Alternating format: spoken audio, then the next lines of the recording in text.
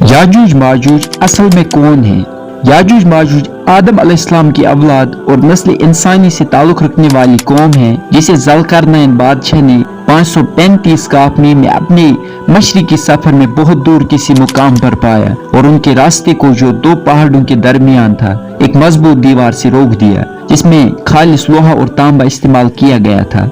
याजूज माजूज नहायत खतरनाक और कुव्वत व ताकत वाली मगर फितना व फसाद वाली कौम है जो अल्लाह की मईशत से कयामत से पहले उस दीवार को तोड़कर लोगों पर हमला करेगी। समंदरों का सारा पानी पी जाएगी, खेतों को तबाह व बर्बाद करेगी, जिस चीज पर उनकी नजर पड़ेगी उसको तबाह व बर्बाद करके छोड़ेंगे, हत्ता कि लोग किलों में महसूर हो जाएंगे और हज़रत ईसा अलैहिस्सलाम भी उनके मुकाबले की कुव्वत न रखते होंगे और अल्लाह के हुक्म से कोई तूर पर चले जाएंगे और उनकी हलाकत की दुआ करेंगे, जिसकी वजह से फिर अल्लाह ताला के हुक्म से याजूज माजूज की गर्दनों में कीड़े पैदा हो जाएंगे और वो सब आने वाहिद में हलाक हो जाएंगे। ये सारी बातें कुरान व हदीस में बयान की गई हैं, मगर इसके बावजूद कई लोग इस पेशगोई का सिरे से इनकार करते हैं, क्योंकि उनके मुताबिक आज साइंसदानों ने जमीन का चप्पा चप्पा छान मारा है और इतनी बड़ी कौम उनकी निगाहों से ओझल रही। ये लोग अपने इल्म और अकल व कयास को अल्लाह और रसूल के इल्म खबर के मुकाबले में तरजीह देकर इनकार करते हैं, अल-इयाज़ु बिल्लाह। इसी तरह कुछ जदीद मुफक्किरीन याजूज माजूज से मुतल्लिक अहादीस की गलत तावीलात करते हैं।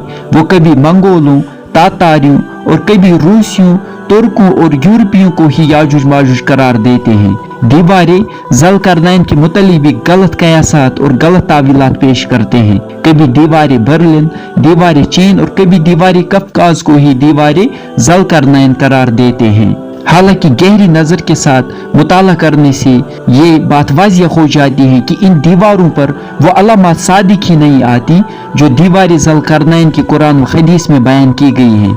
इस पर हम कभी किसी और वीडियो में तफसील के साथ बात करेंगे।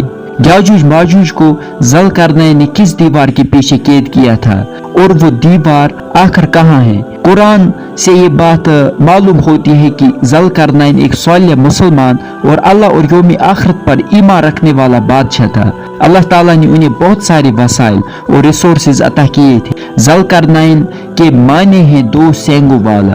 कुछ मुफस्सिरीन के मुताबिक ये नाम उन्हें इसलिए पड़ा क्योंकि उन्होंने मशरिक व मगरिब के दो किनारों का मुशाहिदा किया था। सूरह कहफ आयत 92 से 99 तक उनका जिक्र मौजूद है कि ज़ुल्करनैन अपने मशरिकी सफर में दूर जब एक जगह दो पहाड़ों के दरमियान पहुंचा जिनके पीछे उसने एक ऐसी कौम पाई जो बात समझने के करीब में थी। उन्होंने कहा, ए ज़ुल्करनैन, याजूज माजूज इस मुल्क में बड़े फसादी हैं, तो क्या हम आपके लिए कुछ खर्च का इंतजाम कर दे? आप हमारे और उनके दरमियान एक दीवार बना दे। तो आपने उनके दरमियान खालिस लोहे और तांबे से दीवार बना दी। फिर कहा, ये सब मेरे रब की मेहरबानी है। हाँ, जब मेरे रब का वादा आएगा तो वो इससे जमीन बोस कर देगा।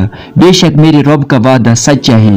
जैसा कुरान से ये बात वाज़िह हुई कि ज़ुल्करनैन ने याजूज माजूज को उस मजबूत दीवार के पीछे कैद किया था जो दो पहाड़ों के दरमियान है, लेकिन ये जिक्र कहीं मौजूद नहीं है कि वो दीवार कहाँ है। लेकिन अब कुछ जदीद मुफक्किरीन ने खाम खा ज़ुल्करनैन से कभी सिकंदर रोमी को मुराद लिया है और कभी ईरान के एक बड़े सालिह मुसलमान बादशाह साइरस को मुराद लिया है।